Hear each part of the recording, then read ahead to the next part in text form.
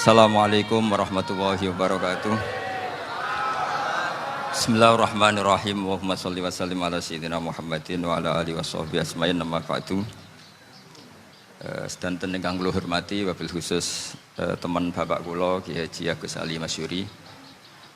Beberapa kiai yang tanpa ngurangi rasa hormat, saya hormati semua. Ini ada beberapa Gus. Ini saya ngaji insyaallah seperempat jam. Seperempat jam nanti yang menghisap Gus Kausar berapa Gus? 10 menit. 10 menit.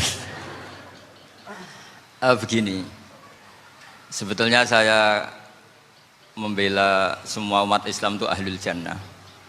Karena saya ini ibarat marketing. Kalau orang Kristiani itu kan setiap orang mati sudah tenang bersama Bapak di surga. Jadi kampanye itu menarik sekali.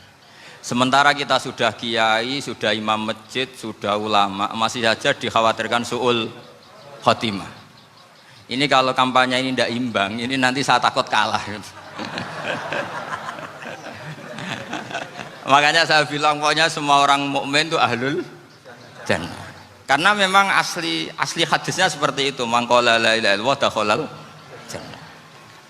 Bahwa kemudian ada beberapa kiai yang mungkin wataknya itu pesimis, kemudian bikin sekian aturan-aturan yang sebetulnya itu cerminan dari pesimisnya, terus akan-akan masuk surga itu susahnya bukan main. Nah itu saya tidak setuju karena tadi pasti kalah dengan kampanye sebelah yang setiap orang mati dibilang sudah tenang bersama Bapak apa? Di surga. Jadi ini penting. Terus kedua saya bilang agama ini sudah begitu baik. Masa kunci surga sudah dibocorkan miftahul jannah la ilaha illallah. Masa sudah pegang kuncinya nggak jadi masuk surga, itu kan aneh. Ya sudah masuk saja, tapi tidak usah minta bantuan saya, masuk aja, kan sudah pegang kuncinya. Terus ketiga, kenangan terburuk saya ketika jadi kiai itu gini, saya ada beberapa guru SD datang ke saya. Ini agak-agak masalah besar. Gus boleh nggak buka ujian nasional yang masih disegel? Semua guru bilang nggak boleh, itu kriminal kan. Ada satu guru yang bikin analogi agak kacau. Boleh saja. Wong ujian di kuburan saja dibocorkan para kiai nggak apa-apa. Itu.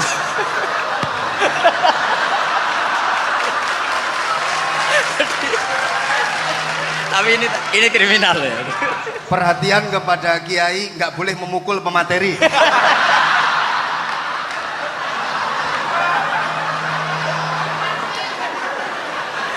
Jadi tentu itu analogi yang salah kan. Marrobuka kan, Tuhan kamu siapa, Nabi kamu. Tuhan kamu siapa, Nabi kamu siapa, imam kamu siapa. Ini kan sudah dibocorkan oleh para kiai. Artinya apa? Nak raiso jawab kebablasan gitu.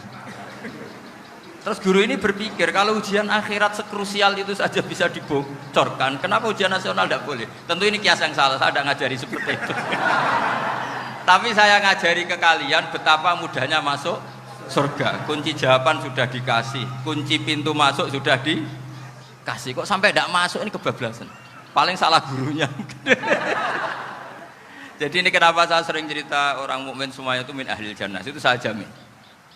Sama tidak usah takut su'ul khotimah, tidak usah takut berlebihan seperti itu. Karena setahu saya, setidaknya saya mewakili ulama zaman ini. Rata-rata guru kita ini bermadhab Syadzili dalam berkeyakinan berpikir tentang Allah. Di antara ini yang mulai saya ngomong serius, supaya tadi kan guyonannya sudah diambil Gus Reza sama Gus Kausar. Saya tahu kenapa mereka guyon. Kalau ngomong serius takut kalah sama saya.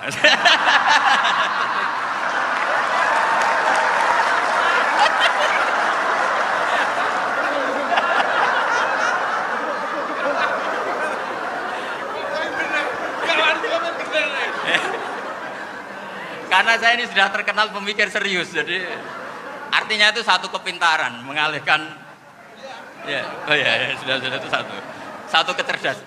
Tidak hanya ngalim tapi betul cerdas. Jadi itu bukti beliau-beliau ini cerdas itu. Saya berpikir begini, ini madhab Syadzili, kita semua tentu Syadzili karena kita semua ngaji kitab hikam. Kita tahu kitab hikam itu muridnya Abul Abbas Al-Mursi, Abul Abbas Al-Mursi muridnya Syekh Hasan apa? Asy-Syadzili. Saya masih ingat betul makalah itu dan saya ulang-ulang setiap saya ngajar di sarang saya ajarkan ini. Kilali, kata Abdul Hasan As-Sadili, saya pernah dapat hatif, dapat semacam ilham. Apa makna min syarril waswasil khannas? Itu kata beliau dijawab oleh hatif itu. Hatif itu nggak perlu diterjemah tadi ada, karena tadi diajarin itu. Apa yang dihidupkan itu nggak perlu dijelaskan. Kata hatif tadi, waswasun yadkhulu bainaka wa baina habibika yunsika altofahu alhasanah wa yudzakiruka af'alaka asyi'ah wa yukassiru indaka dzatas shimal wa yuqallilu indaka dzatal yamin liya'dila bika an husnidzanni billah ila su'idzanni billah. Jadi yang dikatakan waswas adalah kamu digiring untuk hanya ingat sisi-sisi kamu yang negatif, dilupakan bahwa Anda punya sisi-sisi yang positif. Misalnya seperti ini, mungkin secara fikih tadi banser-banser tegas, wah ini masalah lelaki perempuan dipisahkan gini-gini. Tapi kenapa Ghazali bilang ya sudah gini gak apa-apa. Sebetulnya ada rukhsah itu karena ini di depan umum. Yang paling pantangan Nabi itu la yakhluwanna rajulun bimra'atin. Ini ada yang menjaminnya gitu. Malah khawatir saya di sini dipisah tapi setelah berduaan nggak bisa. Jadi toleransinya karena ini di depan umum. Itu masih ada toleransinya. La yakhluwanna rajulun bimra'atin. Begitu juga ketika kita dosa, misalnya kita dosa. Orang Islam setiap dosa itu pasti ingat salahnya, kemudian istighfar. Dan ketika satu kebaikan dibandingkan keburukan, itu kata semua ulama, karena sayyi'ah itu bernilai 1, kebaikan bernilai apa? 10. Itu masih surplus berapa? 9. Jadi itu cara berpikir Abdul Hasan As-Sadili. Kenapa kamu harus berpikir positif tentang Tuhan? Sekali berpikir tentang negatif, itu bahaya betul. Misalnya begini, kamu berpikir tak rewangi jadi kiai, sujud, rukuk, ternyata aku tetap lebu neraka, gunanya apa? Itu menurut saya kan nggak punya akal. Sujud itu satu kelaziman menghamba kepada Allah. Normalnya seorang hamba itu ya sujud. Kemudian gara-gara kamu ingin masuk surga, terus logika kamu dibalik, gunanya apa saya sujud? Ternyata saya masuk neraka. Itu pertanyaan yang benar-benar bodoh dan itu menjadikan Allah benci. Logikanya dibalik begini. Ini saya ngomong serius karena ini bentuk kemenangan saya ini bentuk kemenangan saya. Saya berkali-kali ngomong di kota pelajar di Jogja karena banyak pengujinya juga. Bukan sekedar pendamping tapi penguji. Banyak yang profesor, bukan sekedar doktor, banyak yang profesor. Jadi biar ini dok. Begini. Saya pernah ditanya sama seorang dosen, Gus, saya ini ngaji hadis banyak, tapi ada yang saya tidak paham, yaitu mangkola la ilaha illallah dakhalal jannah, ada kalimat wa in zana wa in saraka. Meskipun pernah zina, pernah maling. Ini kan seakan-akan mentoleransi perzinaan dan pemalingan. Terus saya bilang, oh makna hadis itu seperti ini. Jadi kebenaran absolut, kebenaran yang mutlak itu tidak akan terganggu oleh status perilaku seseorang. Saya berkali-kali memberi contoh. Orang yang ditangkap KPK akan bilang 1 tambah 1 2. KPK-nya juga bilang 2. Rivalitas dalam politik, Pak Prabowo ya bilang 2, Pak Jokowi juga bilang 2. Orang yang zaniyah, yang lonte pun akan bilang 2. Muftinya juga bilang 2. Ketua MUI-nya juga bilang 2. Artinya gini, kebenaran yang absolut adalah kebenaran yang siapapun akan meyakini seperti itu. Seperti 1 ditambah 1, 2. Kamu punya musuh bilang 2. Kalau ibu-ibu ini punya maru, ya marunya bilang 2 tadi tambah mama, nggak tahu saya terjemahnya apa tadi. Nah, kebenaran yang absolut itu kebenaran yang siapapun pasti mengakui. Dan uniknya begini, saya pernah ngaji acara himmah, acara pondok sarang di Demak. Kalau kamu bilang 1 ditambah 1 menjadi 2, untuk mengatakan 2 itu kamu butuh hadiah enggak? Mereka semua jawab enggak. Kita semua enjoy saja mengatakan tembok itu putih. Kenapa? Karena memang putih. Kita mengatakan 1 tambah 1 2 karena memang kita tanpa presentasi dapat hadiah, dapat penghormatan. Kenapa untuk mengatakan Allah itu Tuhan kita butuh surga? Memangnya kalau tidak ada surga Allah tidak jadi Tuhan? Ini problem orang soleh-soleh yang terlalu pesimis. Makanya nanti orang-orang soleh itu masuk surganya berat. Tapi kalau orang alim lebih gampang kira-kira seperti itu. Iya, karena kan imannya lebih bagus. Dalam hadis qudsi Allah ini yang dibuli orang-orang soleh. Laulam akhluk jannatan wala naron alam akun ahlan an uto'a, dalam hadis qudsi itu. Kalau saja saya tidak menciptakan surga dan neraka, apa saya tidak jadi Tuhan yang perlu ditaati? Apa kalau kamu tidak saya kasih uang 1 juta terus bilang 1 tambah 1 11? Enggak kan? Tetap bilang berapa? 2. Kalau kebenaran absolut yang 1 tambah 1 kamu bilang 2 meskipun tanpa mendapat hadiah. Kenapa untuk bilang Allah Tuhan kamu butuh hadiah surga? Itu kan secara ikhlas belas. Makanya saya terus mengajarkan ikhlas. Ikhlas itu bisa dilatih dengan akal, dengan pikiran, bil ilmi lah. Harus dilatih. Nah di sini ini momen atau makna yang mestinya harus difahami wa inzana bahwa kalimat ini sah meskipun dilafatkan seorang yang pernah zina. Sama seperti 1 tambah 1 2 sah, diucapkan siapa saja sah. Dan siapapun akan mengucapkan itu secara ikhlas. Ini penting saya utarakan. Sehingga setelah ada firqah-firqah takfiri yang mengatakan orang megang keris itu syirik, ke kuburan syirik, ini syirik. Itu salah besar. Salahnya adalah tadi kalimat-kalimat atau kebenaran-kebenaran absolut ini sudah jadi sibghatullah man ahsanu minallahi sibghah. Kalimat ini begitu absolut di hatinya orang mukmin. Sehingga ketika terganggu oleh hal-hal yang adat istiadat kayak pegang keris, kayak apa, ini tidak mengganggu. Tetap kualitas iman ini di atas keyakinan adat membawa apa keris. Kalau orang membawa keris menjadi syirik karena percaya sama makhluk. Orang misalnya kejawen kalau nggak bawa keris nggak nyaman. Orang kota itu kalau nggak bawa ATM juga nggak nyaman. Itu tidak dihukumi syirik. Kamu pergi lupa bawa HP nyaman enggak? Enggak, kenapa enggak dihukumi syirik?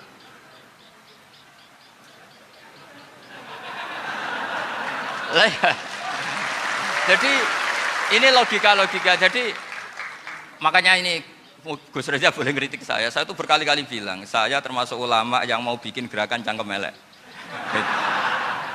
Karena nanti kalau saya nisbatkan ke Rasulullah itu tidak pantas karena Nabi ahsanan nasi khalqaw wa khuluqa. Tapi saya siap jadi bempernya Rasulullah Shallallahu Alaihi Wasallam. Pernah ada diskusi di Jakarta, ini kisah nyata. Apa dalilnya setelah sholat salaman? Mana hadisnya? Itu dijawab hadisnya tentu kita kesulitan. Kalaupun ada hadisnya dhaif semua yang masalah musafahat. Akhirnya mau tidak mau dijawab pakai cangkem elek. Boleh enggak kamu setelah salam nyalain HP yang off? Boleh. Boleh enggak ke kamar mandi? Boleh. Oh berarti kencing boleh, nyalain HP boleh, yang enggak boleh itu ingat Allah. Karena mereka mengkritik wiridan, ngeritik salam. Akhirnya mikir deh. Ada enggak hadisnya orang setelah sholat nyalain HP? Enggak ada kan? Tapi mereka nyalain HP enggak hambatan, tapi untuk salaman masalahkan. Ke kamar mandi boleh, tapi untuk wiridan enggak boleh. Akhirnya mereka sadar, oh iya.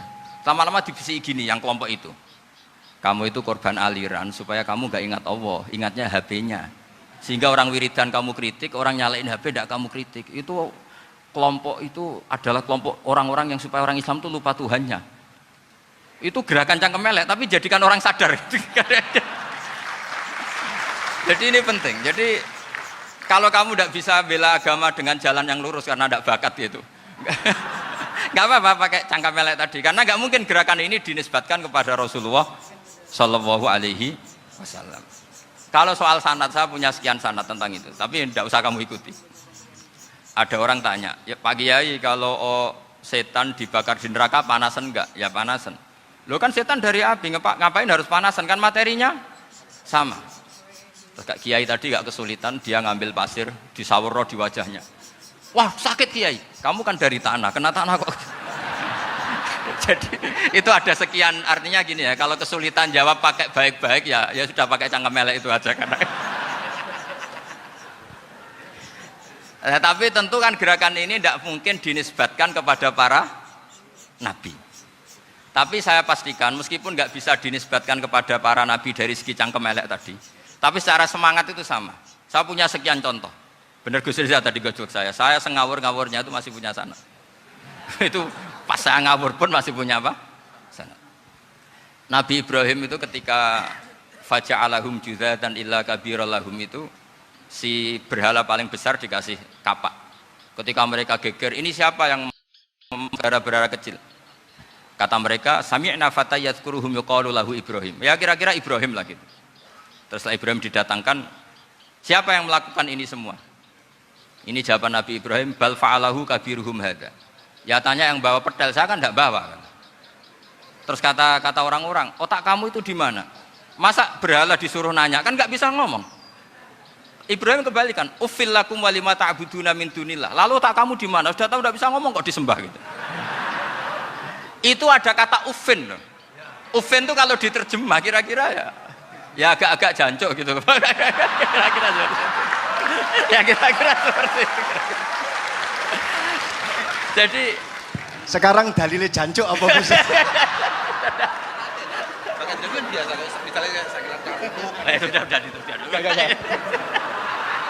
Gimana? Jancuk itu dari daksu, dak tinggalkanlah suan perkara sing elek. Krono ilate wong Surabaya kakean rawon, akhirnya ngomongnya jancuk.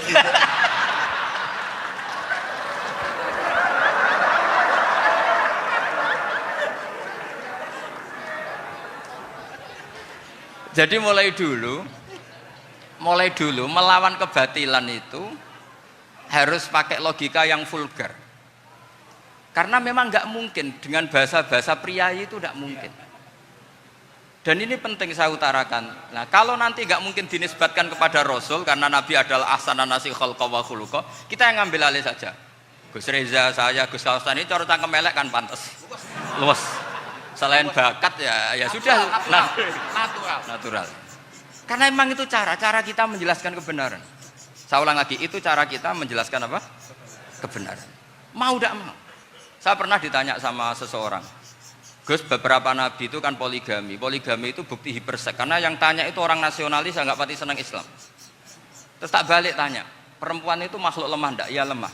Kalau nolong lama satu itu gimana? Ya baik. Kenapa nolong dua jadi tidak baik? Harusnya kalau nolong tiga tidak baik. Tapi saya tidak dukung poligami. Ini cerita. Setidaknya mereka jadi ingat. Saya itu pernah ditanya agak-agak orang ateis. Dia benci Islam tapi neliti Islam. Pertanyaan kedua, kenapa dalam perang itu seakan-akan Nabi itu perampok? Hartanya orang kafir disita kemudian menjadi ghanimah. Itu kan kayak ngerampok. Terus saya tanya gini, kalau ada penjahat ke rumah kamu, kemudian pakai senjata api, setelah kamu ringkus, itu senjata api kamu kembalikan apa kamu sita? Oh ya saya sita, kalau tak kembalikan dipakai ngerampok lagi. Ya sama seperti itu, kalau kekuatan mereka dikembalikan, ya akan dipakai kekuatan mereka lagi. Jadi, ya lagi-lagi ini kemenangan orang serius. Karena nanti guyonnya sudah dintekno sama Gus Safa sama Gus Riza. Nah, kenapa saya ngajar begitu rileks, begitu santai? Karena pikiran saya sederhana. Fa innal uqula muttarratun ila qabilil haq. Akal sehat pasti dipaksa menerima apa? Kebenaran. Sehingga kebenaran itu tidak usah kamu omongkan secara serius, tidak perlu. Kebenaran itu mudah diterima. Saya itu pernah ngaji berkali-kali di Jogja di mana-mana sampai ada buku seorang dokter nulis tesisnya itu bangga lagi menjadi muslim setelah ngaji saya itu. Karena saya menerangkan itu ringan. Orang Islam itu harus mencintai Allah. Ciri utama cinta itu tidak tegang, rileks. Saya bilang begini, kalau kamu pernah 1 tahun digratisi orang rumah, makanan, kamu kira-kira itu mudah nggak mencintai orang yang berjasa sama kamu minjemin rumah dan kasih makan gratis? Mudah kan? Apalagi kita ini mudah mencintai orang yang minjemin mobil 1 tahun, ngasih rumah 1 tahun, apalagi selamanya. Kenapa kita tidak mudah mencintai Allah yang memberi kita bumi, air, oksigen, semuanya kita dikasih Allah?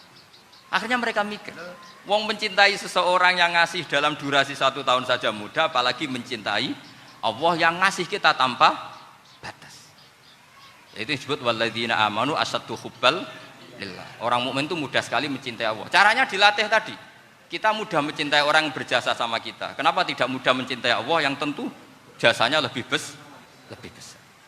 Nah, karena akhir-akhir ini banyak orang yang terlalu nazir, terlalu kata Nabi kan basyiru walatu nafiru yasiru walatu asiru. Sehingga saya bikin gerakan. Pokoknya semua orang mukmin pasti masuk surga. Nanti soal ada kesalahan-kesalahan kecil yang menjadikan orang su'ul khotimah itu sifatnya kehati-hatian. Jangan menjadi hukum. Hati-hati itu tidak menjadi hukum. Kalau kamu nyupir hati-hati itu bukan berarti pasti kecelakaan, enggak. Hati-hati itu ya hati-hati saja, tidak menjadi hukum. Ini penting saya utarakan karena kubu sebelah kampanyenya sudah tadi, setiap mati mesti tenang bersama Bapak di surga. Sementara kita mau kampanye, kamu sholat tidak mesti diterima, haji tidak mesti diterima, jadi kiai tidak mesti masuk surga. Coba kalau kita kampanye gitu terus, yang mau jadi muslim itu siapa? Jadi ini sudah tak perhitungkan matang-matang saya milih mazhab seperti itu. Ya ini saya pikir sudah, ini pembandingnya supaya punya waktu. Saya suka sekali. Nah ini yang sesi terakhir ya, sesi terakhir. Saya akan cerita fikih karena Nyun sewu Gus, ada iklan sebentar dari ibu-ibu, pentolan mic kurang dekat ke mulutnya Gus Baha.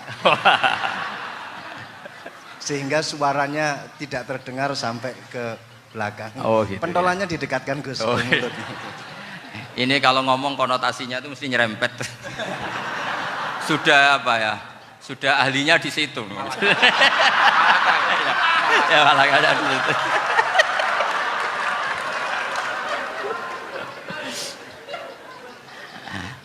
Dalam sesi terakhir saya cerita pentingnya pembanding. Imam Rafi'i itu yang ngarang kitab Muharrar. Kitab Muharrar ini adalah ringkasan dari kitab Al-Wasit. Al-Wasit itu karangannya Imam Ghazali. Al-Wasit sendiri ini khas ngaji NU, karena NU maknanya Nahdlatul Ulama, gerakan para ulama. Jadi kalau nggak ngerti alim-alim seperti itu ya ada NU. Sebenarnya sampai itu pasnya Nahdlatul Ummah, gerakan umat. Tapi kan sudah jadi partai politik Nahdlatul Ummah. Karena yang katakan NU itu Nahdlatul Ulama, gerakannya para ulama. Imam Rafi'i itu berpendapat sujud itu cukup pakai baduk, pakai jidat. Itu dalam kitab Muharrar. Wal asoh annas sujud yasihu mau cukup biwat iljabah. Ketika Imam Nawawi mentasih kitab Muharrar namanya Minhajut Thalibin, itu mengkritik Imam Rafi'i. Kata beliau sujud itu untuk sah harus melibatkan 7 anggota karena berdasar hadis umirtu an asjuda ala sapati a'zumin, yaitu al jabhah wal yaden warubaten wal kodamen, yaitu jabhah 2 tangan, 2 lutut dan 2 kodamen. Akhirnya saya ngecek di kitab asli, Imam Rafi'i termasuk Ashabut Tarjih dan Imam Nawawi. 2 orang ini khilaf. Kan nggak mungkin kita sebagai musohehnya, karena yang khilaf ini 2 ulama besar, satu Imam Rafi'i, satu Imam siapa? Nawawi. Kita tidak bisa hanya ngikuti Fathul Mu'in yang mengatakan idza khalafan Nawawi war Rafi'u qudiman Nawawi, tidak bisa, karena Imam Nawawi ini sering nginduk sama kitabnya Imam Rafi'i karena senior Imam Rafi'i. Setelah saya cek di kitab kitab asli Mamba ya, satu sumbernya semua mazhab apa? Syafi'i. Ternyata Imam Syafi'i nak ngedikan hanya begini. Wa uhibbu, saya suka setiap orang Islam sujud itu melibatkan 7 anggota karena itu aman, pasti sah. Tapi wayah tamilu, kata beliau, tapi mungkin saja sujud hanya watul jabah itu sah. Kenapa kata Imam Syafi'i? Liqaulihi sallallahu alaihi wasallam atau li du'aihi apa sallallahu alaihi wasallam fi sujud sajadalaka wajhi wa sam'i wa basori. Nabi ketika sujud itu hanya berdoa, ya Allah sujud kepada engkau wajhi wa sam'i wa basori. Nabi tidak menyebut wayadi wa rubati wa qadami. Sehingga saya berkali-kali bener kata Gus, saya ini pembela umat sing sujute 7 anggota ya tak lem, pantes dadi Rais Suriah. Itu. Yang sujute bathuk tok ya tetap sah ngikuti mazhabnya Imam Rafi'i. Meskipun itu tidak saya anjurkan. Tentu tidak saya anjurkan. Alasannya Imam Syafi'i tadi, Rasulullah pernah berdoa dengan kata-kata sajadalaka wajhi, bukan diteruskan wayadi warubati wakoda. Sehingga fal khilaf huna bakin ala khiddati kalau dalam bahasa fikih. Khilaf biar tetap sesuai aturan khilaf masing-masing. Enggak perlu kamu menggugurkan pendapat Rafi'i yang mengesahkan sujud hanya pakai jabah. Ini penting karena tadi seperti saya katakan, yang sujud anggota pitu ya masuk swarga mergo pintere, sing nganggo bathuk tok ya mlebu swarga mergo gobloke tadi, karena aksaru ahlil jannah al-bulhu. Nah ini madzhab saya. Jadi saya itu ingin umat Islam itu baik-baik saja. Iya betul, madzhabin jenengan. Ya. Karena tidak mungkin lah kita tidak bela Islam di zaman akhir, tidak mungkin, karena di kubu sebelah kampanyenya sudah seperti itu. Kalau kita ngomong ikhtiyat, kiai ra mesti mlebu swarga, sing salat ngethuk ra mesti husnul khotimah, wah akan jadi repot. Saya ini pengagum teori ikhlas, dilatih bil ilmi, saya ulang lagi, dilatih bil ilmi. Saya ini malunya tadi saya mengatakan 1 tambah 1 2, itu meskipun tidak ada yang memberi hadiah tetap saya katakan 2. Saya mengatakan air itu dingin, tidak ada yang ngasih hadiah, saya akan bilang kalau air itu dingin, kalau api itu panas. Untuk hakikat-hakikat seperti itu saja saya jujur tanpa ingin imbalan. Tapi ketika hakikat mengenai Allah kok saya minta imbalan surga dan neraka, ini apa-apaan? Kira-kira gitulah, Rois Suryah macam apa gitu.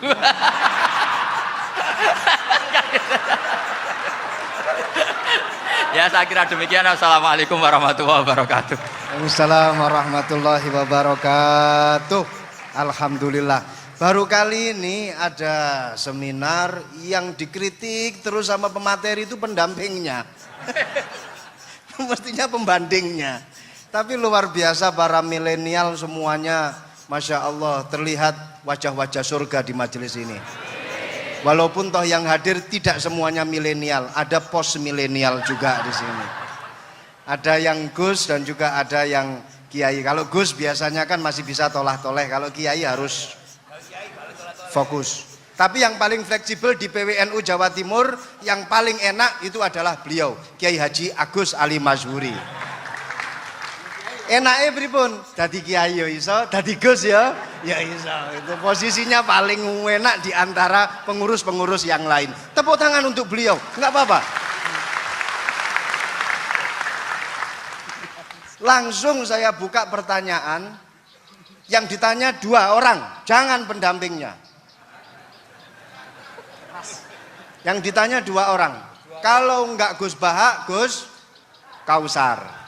Saya hitung sampai 10, enggak ada pertanyaan, kita tutup dengan doa. 1, 10.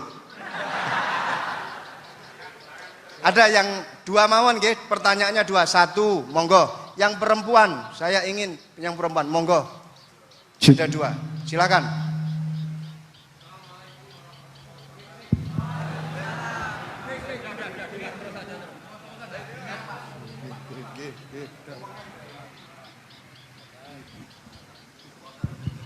Bismillahirrahmanirrahim.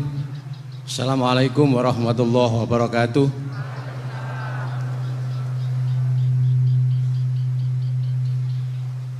Yang saya ingin tanyakan kepada Gus Baha, saya itu sering ngaji lewat YouTube panjenengan Gus.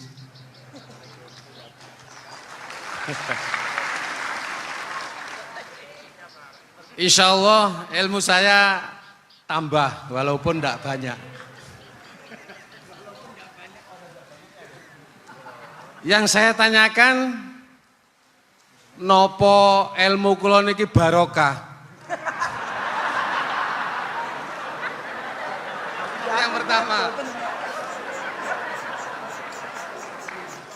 karena saya ngaji lewat YouTube panjenengan, saya tidak izin. Untuk itu hari ini saya izin panjenengan, mudah-mudahan ilmu ingkang saya dapat dari panjenengan niku saged barokah niku Gus. Terima kasih. Wassalamualaikum warahmatullahi wabarakatuh. Waalaikumsalam warahmatullahi wabarakatuh. Langsung mawon Gus nggih, yang satunya dulu. Siapa aja? Oh gitu. Monggo Gus. Itu tetap barokah dan kebaikan itu mah nggak perlu minta izin. Kalau kebaikan minta izin jadi repot. Jadi kalau dalam kitab fikih disebut iktifaan bil idzni syar'i, karena syara akan selalu memberi izin sama kebaikan. Itu udah hanya masalah YouTube sampean. Tadi melihat wajah Gus Ali ibadah, pamit dulu. Nanti kalau ada orang alim lewat mau lihat juga pamit dulu. Lama-lama mau baca sholawat, ya Rasulullah pamit dulu mau baca sholawat. Jadi semua kebaikan itu cukup iktifaan bil idzni syar'i. Ya jelas ini ya. Oke, terima kasih. Jangan lupa pulsane tuku dhewe lek ndelok YouTube. Wifi-nya juga jangan nyolong. Harus passwordnya izin kepada yang punya wifi. Baru nanti 100% barokah. Mbak yang belakang bisa berdiri. Yang mau tanya tadi. Ya, silakan. Bismillahirrahmanirrahim.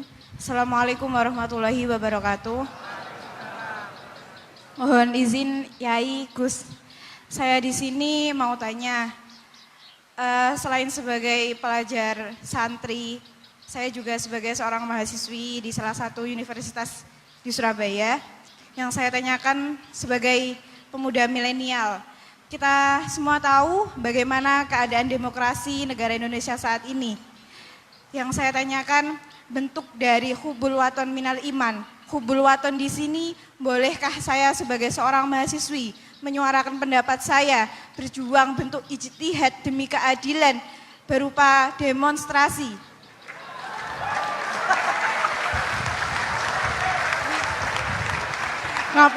Ngapunten. Yang saya tanyakan di sini, bagaimana menurut Gus?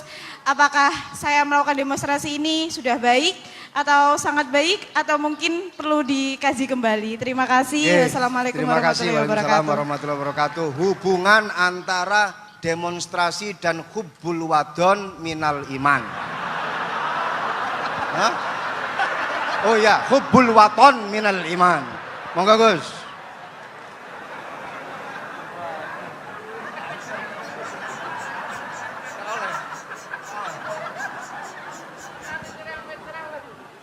Ini benar-benar ahli.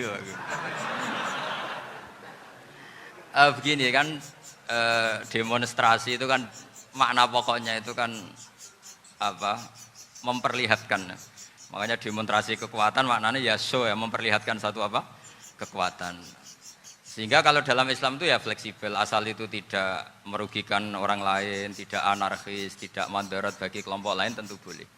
Bahkan kalau tidak apa menyuarakan suara kita tentu dengan cara-cara yang tetap islami ya, itu malah kita disalahkan karena berarti tidak ikut bertanggung jawab terhadap proses bernegara, tapi tentu disuarakan secara konstitusional dan secara baik.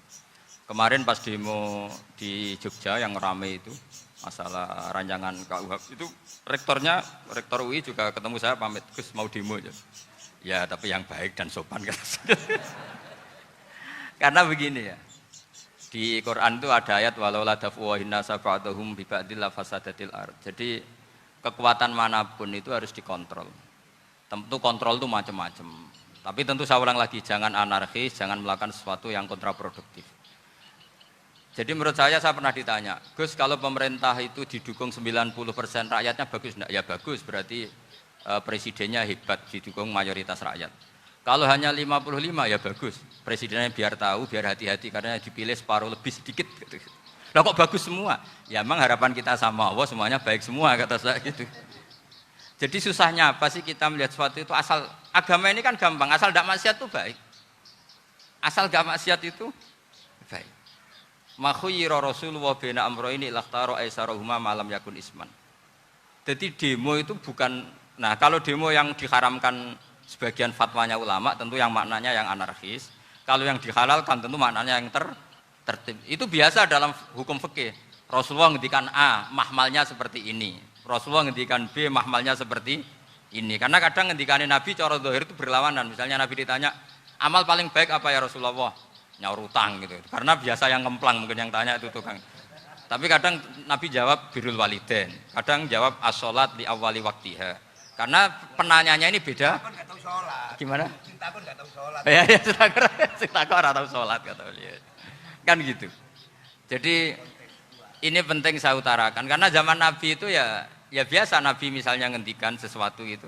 Terus ada juga sahabat yang memperlihatkan pendapatnya. Tapi tidak niat bantah. Masyhur itu dalam tarikh. Saya beri contoh yang masyhur itu. Nabi pernah sholat duhur itu 2 rakaat. Sebagian riwayat mengatakan asar, tapi yang lebih kuat itu duhur. Setelah 2 rakaat Nabi sholat, itu akabirus sahabat papan atas itu tidak ada yang ngentikan karena mereka sopan semua, tahu etikal. Setelah Nabi pulang sudah dekat pintu, ada sahabat yang berdiri. Ya Rasulullah, aku siroti sholatu amnasita. Ini sholat model kosor, apa engkau lupa? Tapi sahabat yang nggak tanya, ini niatnya malah lebih agak-agak buruk. Baguslah kalau sholat terbaru 2, berarti besok ya 2. Karena pakai teori nasah mansuh, berarti hukum itu pakai yang terbaru. Jadi gayanya tidak tanya, tapi lebih sama mungkin yang setuju undang-undang tadi ya tentang rumah tangga, kalau istri nggak mau dikumpuli tetap dipaksa, nanti suaminya bisa dilaporkan ke pengadilan gitu. Saya pasti mikir saya bukan masalah pengadilannya, pasti istrinya cantik. Kalau jelek kan nggak mungkin dipaksa. Ini ketularan ya. Jadi saya cara berpikir tuh, jadi tak pikir lucunya saja, bukan pikir serius. Ketularan ya, sudah ketularan ini. karena keburukan itu mudah nular. Akhirnya Nabi kembali lagi, enggak, kullu dzalika lam yakun, semua itu enggak terjadi. Tapi Nabi sebagai orang yang sangat, ya sebenarnya enggak boleh dibahasakan sangat demokratis, sangat bijak. Nabi kembali lagi ke mimbar terus tanya, ahakun maqalahu dzulyaten, apa betul yang dikatakan dzulyaten tadi? Kata sahabat semua, betul ya Rasulullah, tadi engkau sholat hanya 2 rakaat. Nabi kemudian takbir lagi, meneruskan 2 rakaat terus salam. Artinya kalau demonstrasi itu dengan makna mengutarakan pendapat dengan cara yang dijamin konstitusi, ya itu kan normal-normal saja, nggak ada masalah. Saya pernah dereno bapak, itu ada pertanyaan yang benar-benar mengusik saya. Ada orang miskin datang ke bapak, Pak Yai, jadi wong melarat itu ra enak. Sajane ya wis suwe dadi wong melarat ra enak. Itu pas Ramadan. Kenapa kata bapak? Bapak saya itu teman akrabnya Gus Ali, itu senengannya ya guyon, mau meninggal aja masih guyon. Bapak itu guyon terus. Kenapa ya? Sudah puasa nggak makan, buruh orang, macul itu kan berat. Mau istirahat nggak boleh karena buruh orang. Enak jadi wong sugih puasa diam di rumah gini-gini terus. Terus kata bapak saya gini, enak wong melarat. Jadi wong sugih nak puasa berat. Kok sakit ya? Besok mangan pecel, awan rawon. Enggak sore sidik sate. Jadi yang harus ditinggalkan itu banyak. Nak sampean kan biasa meninggalkan itu semua. Semenjak itu dia, oh iya, nak ngono podo-podo abot. Jadi hasutnya pada orang kaya terus nggak ada. Nah ini pentingnya ilmu. Jadi pentingnya pendamping tadi itu. Setelah diberi jelasan, oh maturuni ternyata podo-podo abot gitu. Dia nggak tahu susahnya jadi orang kaya. Ya sama seperti tadi. Ya saya puasa. Kerja gini-gini bojo sitok elek terus dari yang bojone 4 cantik semua abot aku. Karena harus ninggalkan 4 yang cantik tadi yang bisa menghidupkan tadi itu. Itu kan juga demonstrasi, artinya mengutarakan apa yang, jadi itu saya pikir seperti itu. Ya ini pokoknya gitu aja ya. Assalamualaikum warahmatullahi wabarakatuh. Waalaikumsalam warahmatullahi wabarakatuh. Tepuk tangan untuk beliau. Kita doakan semoga beliau sehat walafiat, panjang umur,